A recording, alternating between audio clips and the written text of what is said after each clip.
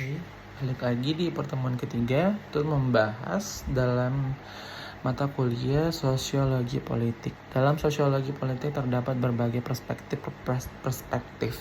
Yang pertama itu perspektif struktural fungsional. Yang kedua perspektif konflik. Yang ketiga perspektif elitis. Kemudian yang terakhir perspektif pluralis.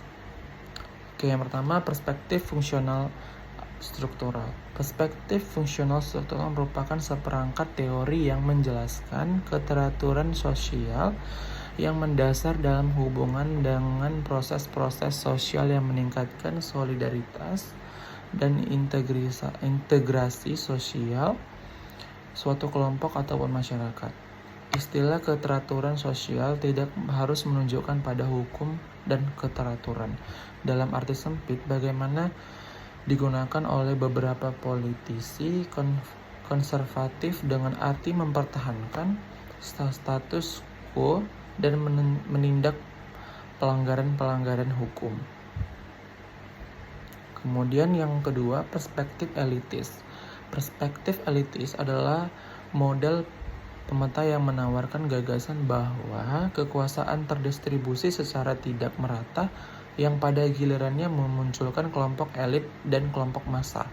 Model yang kedua adalah model pluralis yang menyatakan bahwa kekuasaan itu tidak terbagi secara merata bagaimana dalam model elitis, tetapi kekuasaan terdistribusi di antara kelompok-kelompok yang ada dalam masyarakat. Sedangkan model populis memandang kekuasaan dengan mendasarkan pada asumsi-asumsi bahwa setiap individu yang ada di masyarakat mempunyai hak dan harus terlibat dalam pembuatan dan pelaksanaan kebijakan, dan oleh karena itu kekuasaan harus didistribusikan kepada setiap individu tanpa terkecuali.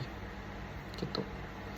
Kemudian perspektif pluralis, yang dimana teori pluralisme politik adalah teori yang menekankan pada penerimaan, pertimbangan, dan pelembagaan atas adanya aneka kelompok dan perspektif berbeda yang sesungguhnya aktual di dalam suatu negara.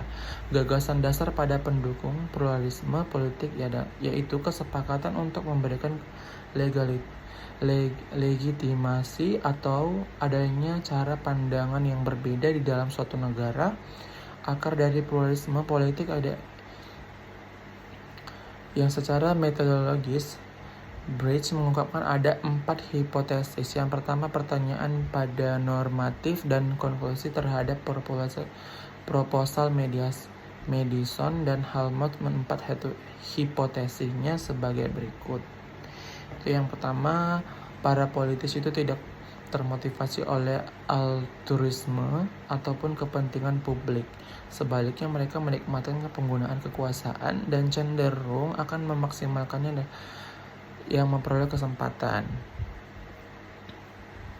Kemudian perspektif konflik. Perspektif konflik merupakan suatu fenomena alamiah yang tidak mungkin dapat dihindari dalam kehidupan umat manusia, dan terbukti dalam rentan sejarah kehidupan manusia selalu diwarnai dengan konflik.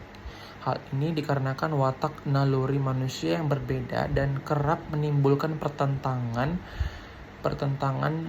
yang disebabkan itu oleh manusia itu juga.